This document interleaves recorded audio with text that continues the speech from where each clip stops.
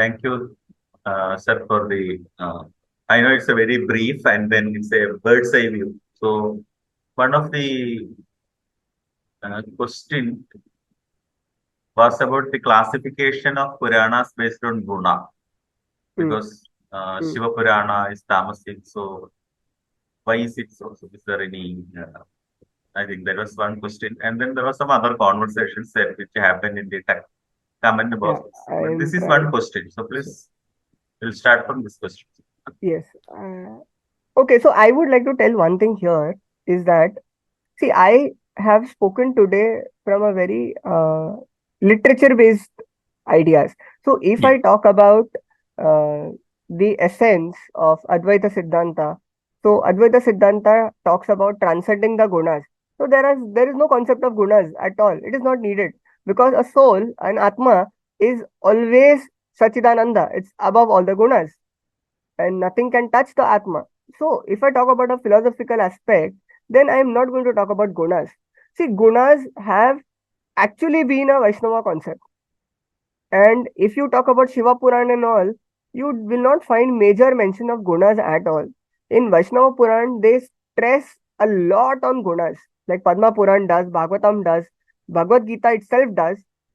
The concept of gunas has come from like major Vaishnava Puranas and Vaishnava literature. But if you talk about higher consciousness and philosophy, then you don't have to talk about gunas at all. There is no gunas. So I just try to represent different classifications that are available. Like this is one classification, this is another classification. See, we don't know who is supreme. Vishnu is not Vishnu is supreme in Vaishnava Purana, Shiva in Shiva Purana. But if you talk about Rudra Hridaya Upanishad, it says that Parvati is actually Vishnu, who sits right next to Shiva in form of uh, Parvati. So that is Rudra Hridaya Upanishad. When you talk about Bhagavatam, it says that Lord Shiva is the devotee of Krishna. So we cannot actually debate who is supreme, and we don't want to debate also. See, here we are not, we are trying to understand Puranas very Exactly. academically. We don't want to debate whether who is supreme. We don't want to debate whether this guna concept is right, wrong, whether we can do it, we cannot do it. But what we are trying to understand is this is what. So I try to present things as it is.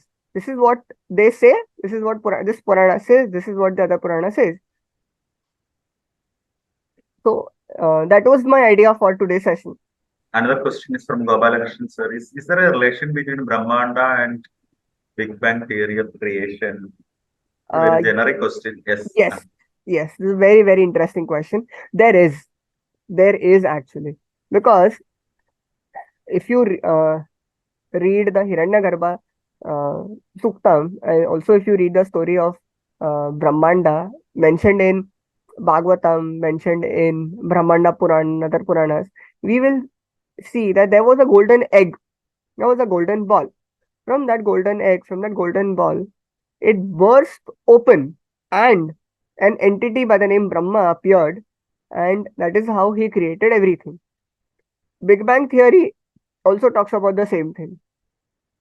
Now, when we look at Big Bang Theory in details, we'll find two distinct characters, that is, catalysts, which led to the bang. See, bang cannot happen by itself. I cannot, for bang to happen, some reaction should happen that will result in a blast. So, what was the reaction? Dark energy and dark matter. So, I can refer to dark energy as the Shakti. I can refer to the dark matter as the Shaktiman or Purusha and Prakriti. That is how the blast happened, and that is how the Brahmanda split open. If it So is that is yes. how we can relate Big Bang theory with the concept of Brahmanda. So thank you all again for the active participation in the discussion.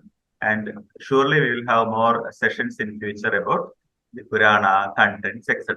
I know it's very interesting and then difference of opinion because there are Vaishnavites, Shaktiyas, then Shaivites who will have their own philosophical interpretation of their sacred text. But still, uh, let's take it in a higher level and then it's to study, to learn, and then to understand big text. So thank you once again. Thank you, speaker.